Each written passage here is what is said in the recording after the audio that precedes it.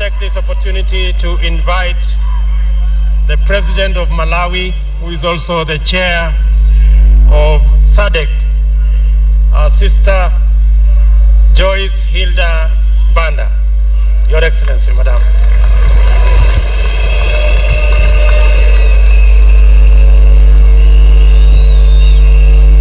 Amjambo wananchi. Amjambo. Hata mimi pia ni mwananchi hapa Kenya.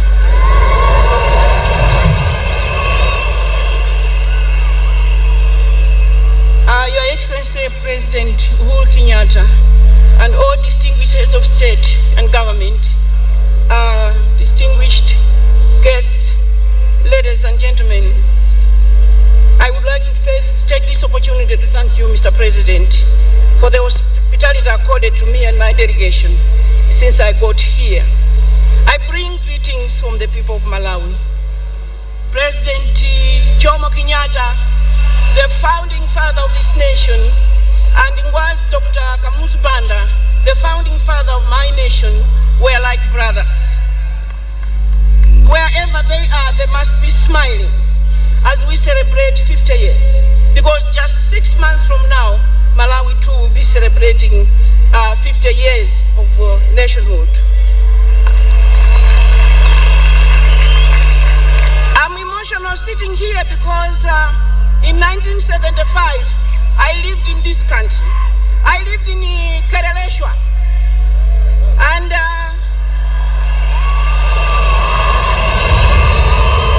it was during the time that we had declared the decade for women in 1975. And I want to say thank you to Kenya, because this country had a lot of influence on my life, and whatever I have achieved started from here.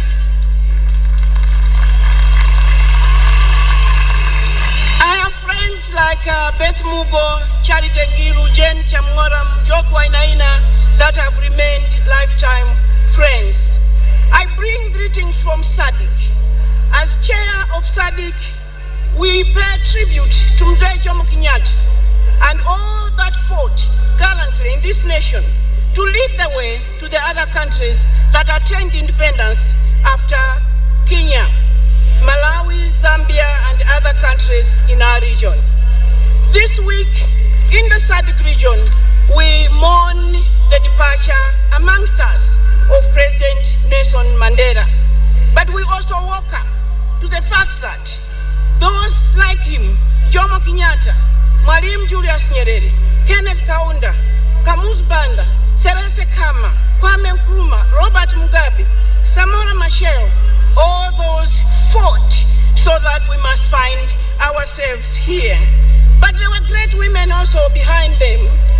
There was Winnie Mandela behind them. There was Mama Ngina. There was, and Mama Ngina was actually in prison with her husband. There was Graça Machel. We learned from them to be courageous, to take sacrifices. We learned from them to put the people first. We learned from them to forgive and unite as nations. After Mau Mau, Jomo Kenyatta would have taken revenge, but he did not. And so we must continue to draw lessons from them. I would like to finish by saying the little Swahili I learned when I lived in this country, and I blundered because I was invited to a Kenyan family, and after a good meal, I wanted to say thank you for the meal. So I looked at my host and said, "Hii chakula ilikuwa takataka."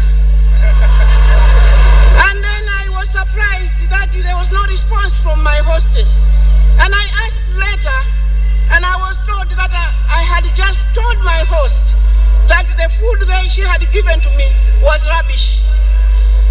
I have learned a lot from this country, and I want to thank Mama Ngina for what you did to me in 1975. I shall not go into details, but I want to thank all the women of Kenya for standing with me and by me, and for supporting me to get where I have gotten today.